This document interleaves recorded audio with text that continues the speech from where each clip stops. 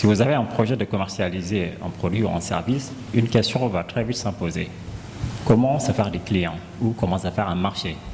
C'est une question légitime et tout à fait normale, car toute entreprise commerciale est appelée à commercialiser, sinon elle disparaît. Donc vous conviendrez avec moi que la fonction commerciale d'une entreprise reste le poumon, mais il faut dire qu'il respire de par les clients. Comment les trouver? Comment apprendre davantage sur les clients? Comment mettre des techniques de vente et de marketing efficaces? L'utilisation d'un outil fonctionnel appelé collecte de données est un élément essentiel d'une stratégie de communication réussie. Il peut être méticuleux et très long de déterminer quelles données collecter, comment les collecter et comment les exploiter. Enfin bref, quelle est l'importance de la collecte de données dans la gestion d'une entreprise? Pour en parler aujourd'hui, Tout sur l'entrepreneuriat reçoit notre invité, Cheikh Sarr, enseignant, formateur, expert en gestion et management des entreprises, ingénieur électronique et informatique à l'Institut Polytechnique national de Grenoble, en France. Cheikh, bonsoir. Bonsoir Mohamed, merci pour l'invitation. Voilà, ça fait plaisir de vous recevoir dans nos locaux. Voilà. Plaisir partagé. Voilà, je tenais à vous dire, bon, merci de vous présenter pour que les gens puissent savoir au moins voilà, votre parcours professionnel, mais également votre parcours académique. D'accord. Merci beaucoup encore une fois, Mohamed, pour l'invitation, pour cette émission. Donc, moi, je m'appelle Cheikh Sarr. Donc, je suis ingénieur en électronique et informatique. Donc, j'ai fait mes études supérieures en France, où j'ai obtenu dans un premier temps un DUT en génie électrique et informatique industrielle. Puis, je me suis spécialisé en électronique et informatique à Grenoble INP. Suite à cela, j'ai travaillé pendant 5 ans en France et après, j'ai décidé de faire l'aventure entrepreneuriale et de revenir au Sénégal où je mène mon activité entrepreneuriale et aussi je suis formateur international aussi en même temps. D'accord, brillant parcours. Voilà. Merci. Voilà, donc aujourd'hui nous sommes réunis pour parler de la collecte de données, de l'importance de la collecte de données dans la gestion d'une entreprise. D'abord, pour permettre aux gens qui sont en train de nous suivre, c'est quoi en fait la collecte des données?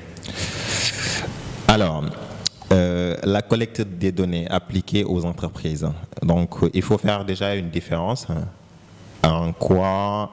C'est quoi la donnée et c'est quoi une information? Une donnée, en fait, on peut l'avoir de manière brute, c'est-à-dire quand on la collecte, c'est quelque chose qu'on collecte chez le client ou bien chez un fournisseur, on le stocke quelque part, mais après, pour pouvoir l'utiliser, il faut le caractériser en une information. Et pour le caractériser en une information, il faut pouvoir le contextualiser. D'accord. Voilà. D'accord. Et moi, la question que je me pose, en quoi la collecte des données serait une importance pour une entreprise? Alors, moi je dirais et je dis souvent que en fait une entreprise qui ne collecte pas de données, c'est une entreprise qui va aller droit au mur, c'est-à-dire qui va aller en faillite.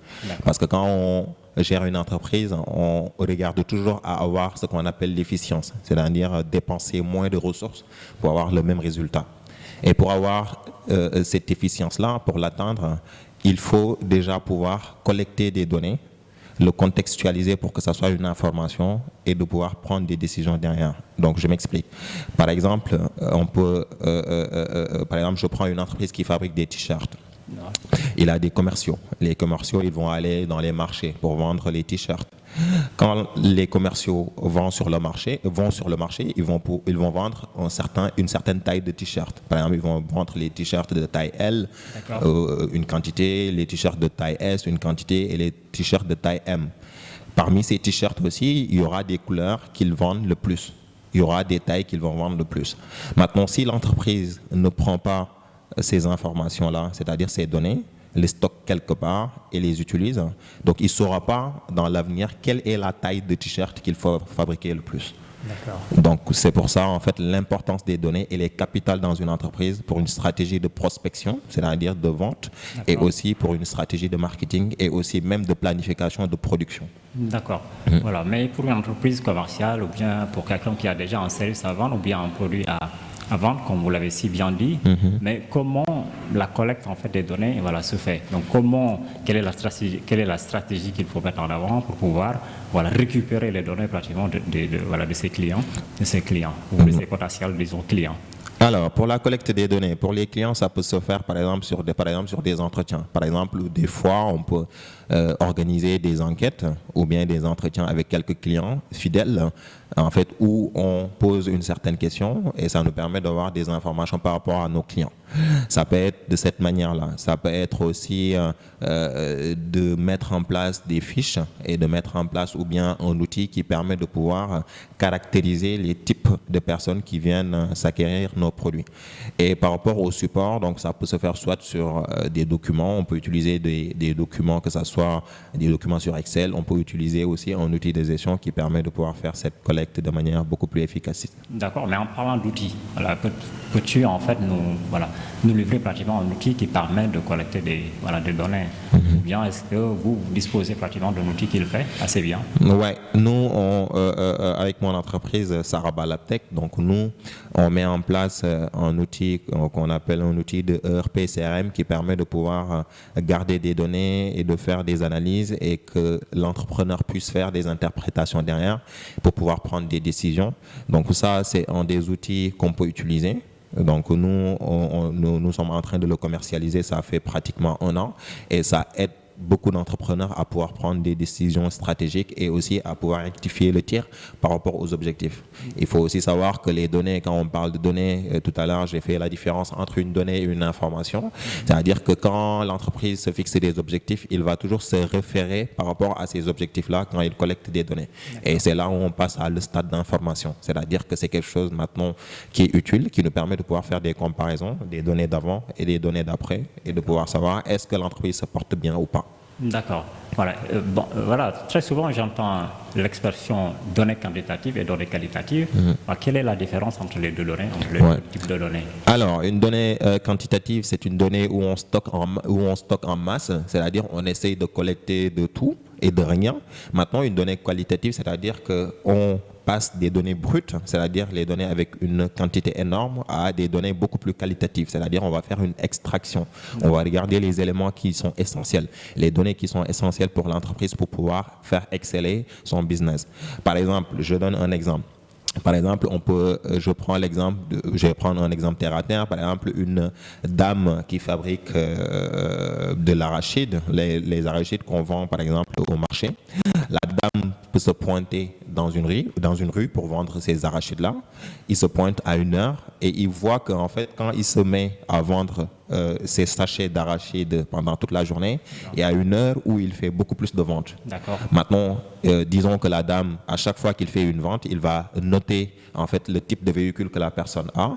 Il va noter l'heure à laquelle la personne a acheté son sachet d'arachide. Il va aussi regarder par rapport à la quantité qu'il a vendue pour chaque heure. Maintenant, ça, ce sont des données quantitatives, c'est-à-dire qu'il y a tout à l'intérieur. Maintenant, cette dame, elle va dire, pour pouvoir rendre ma prospection, c'est-à-dire ma vente beaucoup plus optimale, qu'est-ce que je vais faire? Je vais regarder par rapport aux plages horaires, quelle est la plage horaire où je vends beaucoup plus. Donc ça lui permet de pouvoir extraire les données, mais du point de vue qualitatif. D'accord. Voilà, je vois bien.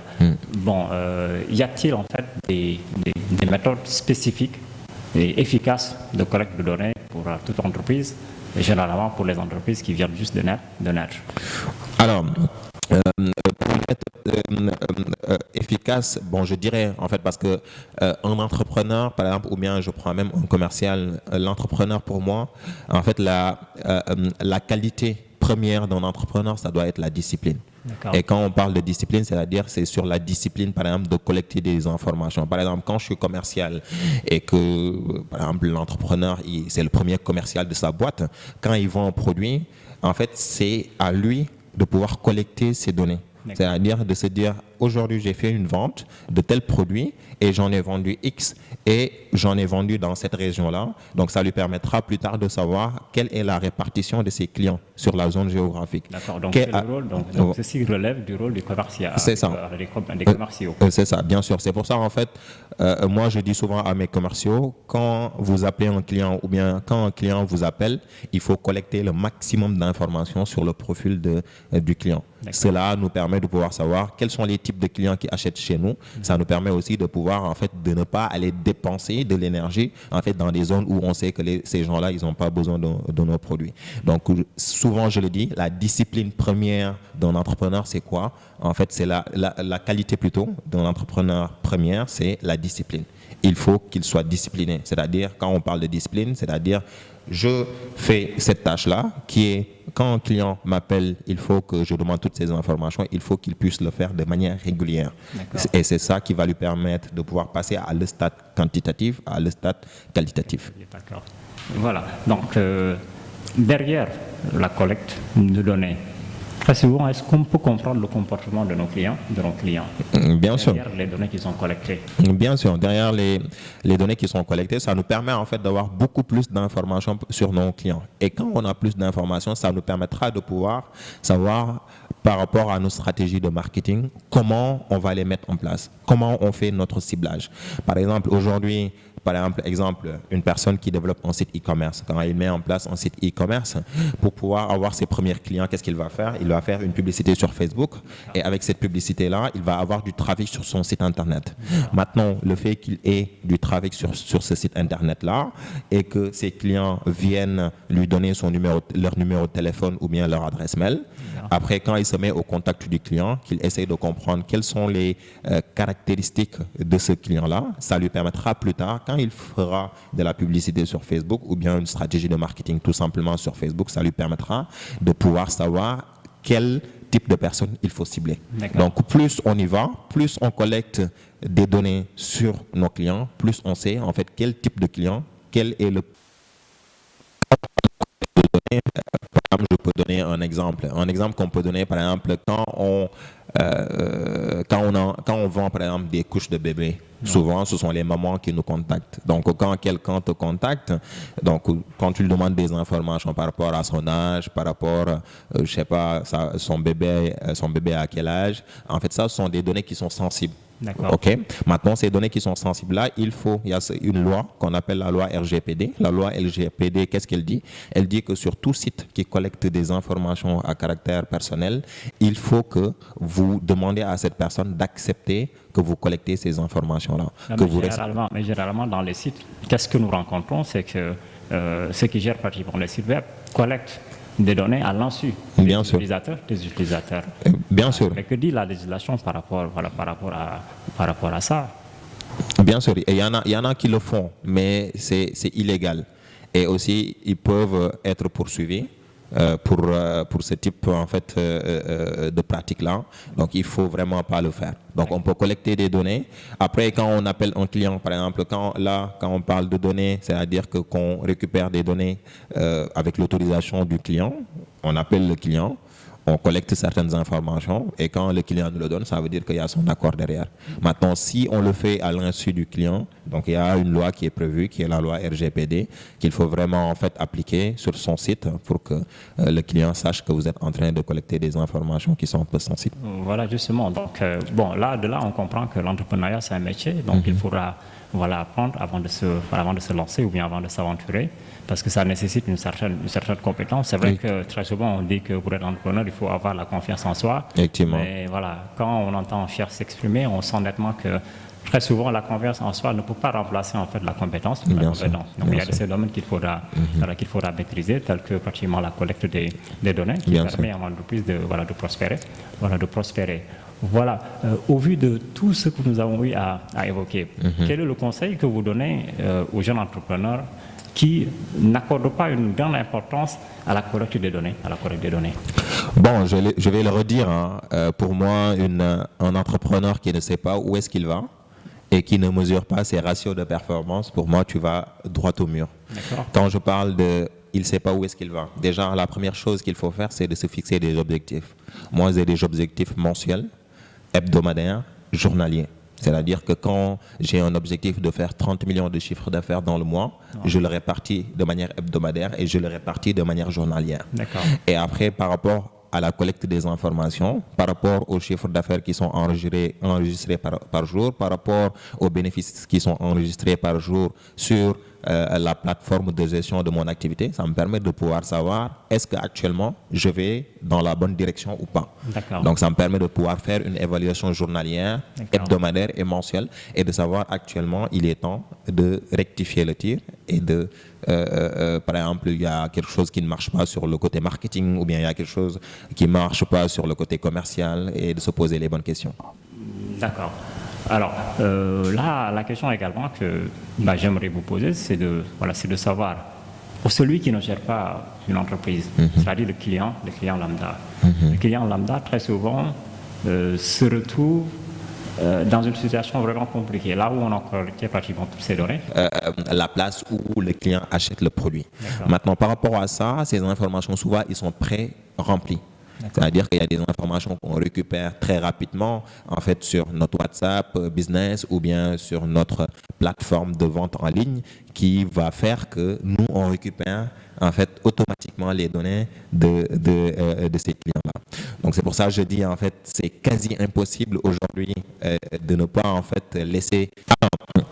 Bon, moi par rapport à la perception que j'ai, il y a pas mal de choses encore à faire. Donc, si je fais une comparaison, donc je dirais honnêtement qu'il y a un grand chemin qu'il faut parcourir encore pour pouvoir se mettre au niveau, disons en fait, des Occidentaux.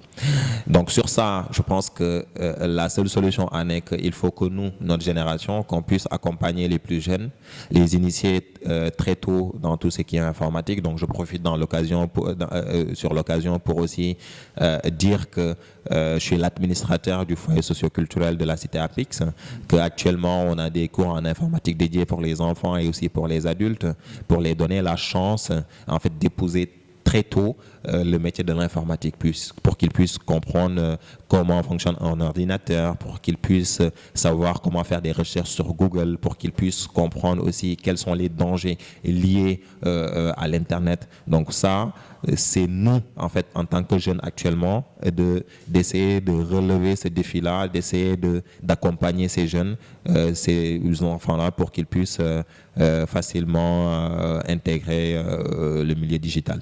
Voilà, justement, voilà. C'est tout à fait, c'est une chose vraiment importante, une initiative qu'on salue. Voilà, et voilà, nous te souhaitons également bon vent pour ce nouveau poste. Merci beaucoup. Je rappelle également qu'il est l'administrateur général du foyer de l'Apix. Voilà, je rappelle également qu'on travaille ensemble sûr. sur certains projets éducatifs.